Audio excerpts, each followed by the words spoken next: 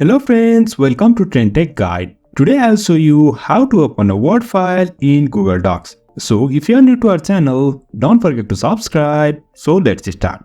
First of all, over here you can see I have my one Word file over here. You can see this is my Word file. I want to open this on Google Docs.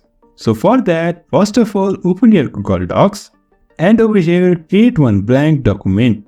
Now go to File and Open. And you can see here are many options to open file.